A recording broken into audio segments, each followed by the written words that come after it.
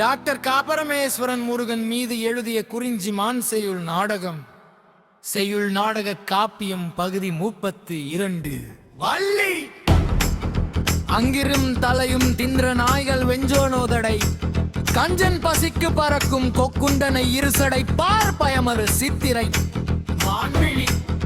போற்றது தயவு சாமம் அன்று இரவின் நடு நிலையம்மா வள்ளி இத்தனை அறிவதே நினைவ குறையில் சித்தமும் உண்டிது வர்போல் நீண்டது கண்ணினி தீண்டலும் காட்டுதம் தேரிலன் குன்றம் பட்பல பரிகள்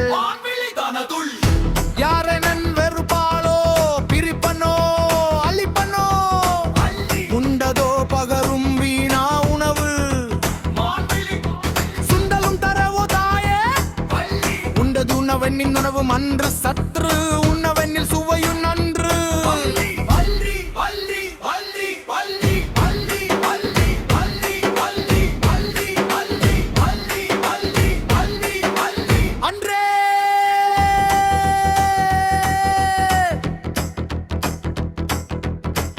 சுண்டலை பாரும் என்னால் எவ்விதம் காணுவன் என்னுவாய்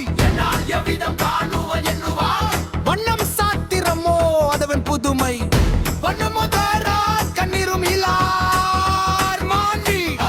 குந்துமை போயினும் அது தாண்டு வரு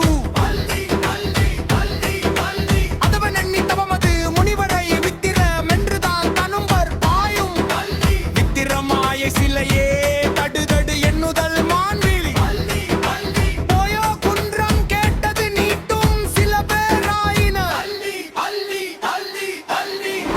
இருக்க தேவரும் அறிவார் பாடதுவே முருகரும் அறியார்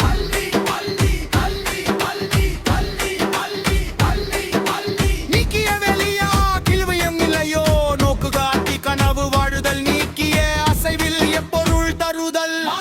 இசை மீட்ட இப்ப செய்ய புரிய பொருள் தருதல் கந்த புராணம் தோழியவர் குருடிகள் கௌமமர முருகா தெரினம் இப்பொருள் தெரிந்தோ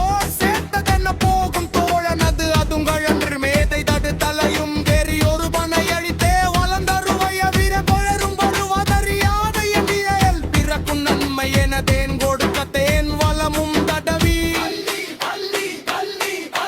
தோள்கள் முனி தடுக்க போவதில்லை குடலும் நாரும் தசை வேறுனதை படையும் அறியிருளை கோலமழி காட்டதங்கில் உதிர் பட்டையும் கிளம்பும்